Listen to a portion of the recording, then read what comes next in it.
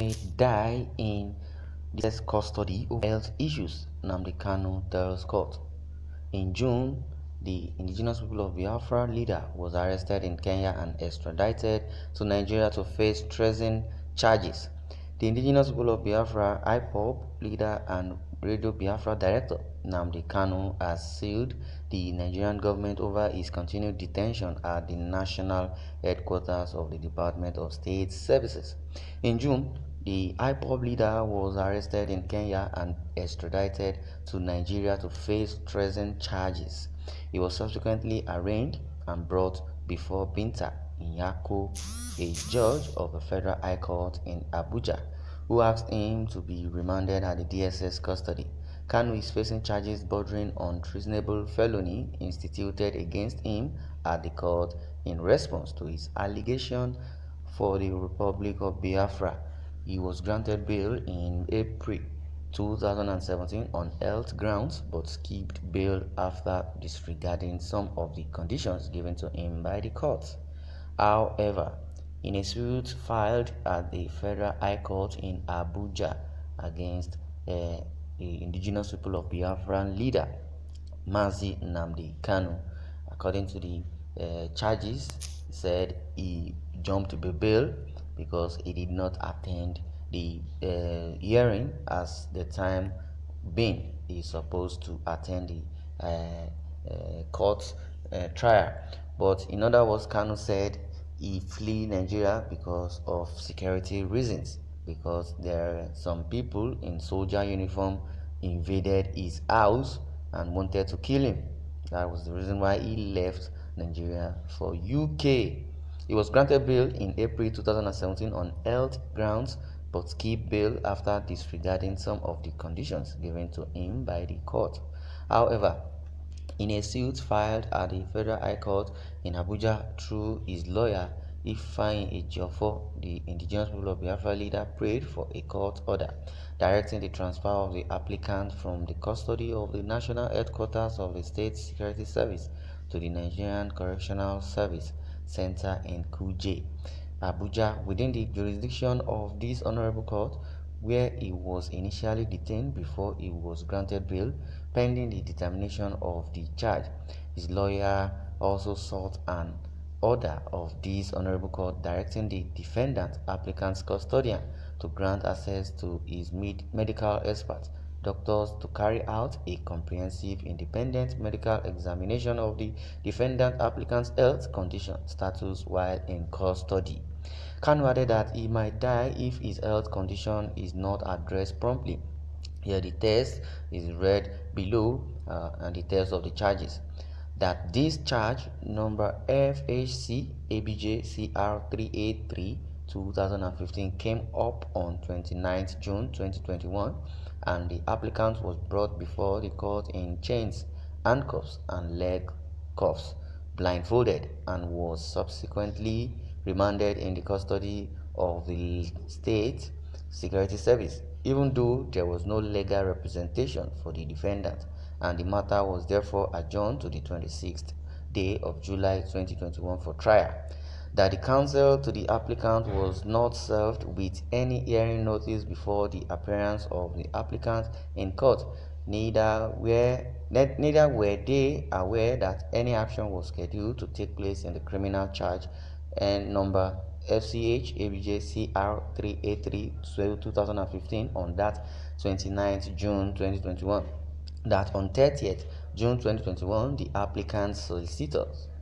formally wrote to the State Security Service to allow the applicant's solicitors have access to the applicant. A copy of the said letter is hereby attached and marked as Exhibit M and K. That on 2nd July 2021 at about 12:32 p.m., the State Security Service called me to inform me that our request to visit the applicant has been approved and that I should come by 4 p.m. to see the defendant. that on the said 2nd July 2021 at about 5 p.m. at the State Security Headquarters in Abuja, the applicant informed me of the following facts, which I verily believe to be accurate and correct as follows: that he was kidnapped and or abducted by Kenya security forces on 19th June 2021, specifically at Nairobi Airport;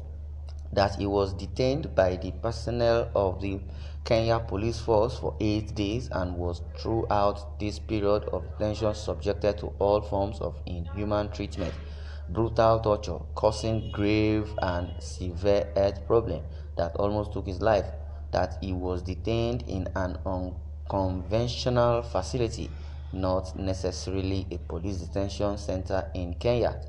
that throughout this detention in Kenya, he was never allowed access to his relatives before he was handed over to their Nigerian security counterparts, who smuggled him into Nigeria in clear violation of his rights; that since he was smuggled into this country on 27th June 2021, he has been kept in solitary confinement without access to his family members, relatives, wives, cousins, and children, except his lawyer, who only visits after they must secure the approval and endorsement of the Director General of the State Security Service, which approval are not usually granted as a matter of course; that he is still being subjected to mental and psychological torture by his custodians on account of the conditions of his solitary confinement; that an ECG examination was carried out on the defendant and it was discovered that the defendant's heart had been enlarged by more than 13%, posing a serious threat and danger to defendant's life; that there is a need for the defendant to have access to his medical doctors to avert the danger looming against the life of the defendant; that the health personnel attending to the defendant in the custody of the State Security Service is not adequate considering the circumstances of the defendant's health condition; that the defendant requires the services of his medical experts and his medical records issued by the chief cardiologist of Nairobi Hospital, who has the defendant's medical records, mainly before the arrest abduction of the applicant shows a debilitating medical condition. Copies of these medical records showing the applicant's subsisting health condition are hereby attached and marked as Exhibit MNK; that if the health condition of the defendant is not addressed most promptly, the defendant may die in custody. Even before his trial, it is essential that the defendant's medical expert consultant be allowed to carry out proper, thorough, and independent medical examinations of the defendant to save the defendant's life; that the defendant needs regular medical observation, attention by the defendant's medical specialist consultants in cardiology; that the defendant's medical specialists, including the chief cardiologist of Nairobi Hospital in Kenya, have his complete medical records that will easily aid the examination of the defendant and treatment thereof;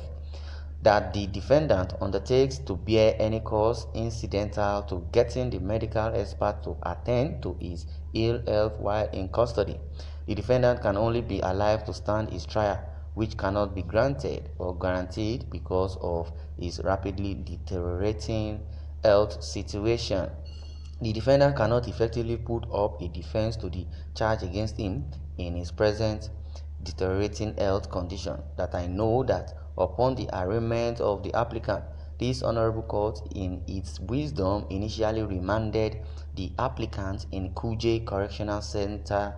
where he was held for almost 2 years before bail was consequently granted to the applicant; that for the almost 2 years the applicant was in custody in Kuje Correctional Facility, there was never any complaint about any form of misconduct against him; that the State Security Service is not a detention center, neither does it have the requisite custodial facilities to enhance the conditions of the occupants or inmates. This is the letter and the case statement that's been read by the lawyer. Well, that the Nigerian Correctional Service Center is an impartial facility that has no interest whatsoever in the outcome of this charge. That the Nigerian Correctional Service Center is the only body statutorily empowered to keep custody of persons facing criminal trial in court. Hence, the necessity to transfer the applicants to the Nigerian Correctional Service Center (KUJE). That it will serve the interest of justice and enhance fair hearing for this honorable court to transfer the applicant from the State Security Service (DSS) to the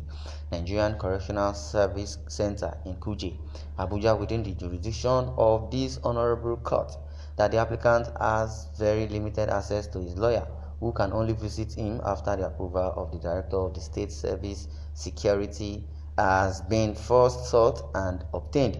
which said approval in most cases takes days, and that the above situation would greatly impede the defendant's preparation for his defense to the charge against him. This case is going on and on and on and on, and Nnamdi KANU, as it stands, his health is being deteriorated and he needs urgent medical checkup if need be, and if there is no need be, the lawyer would tell the court of law that he needs a medical and urgent attention.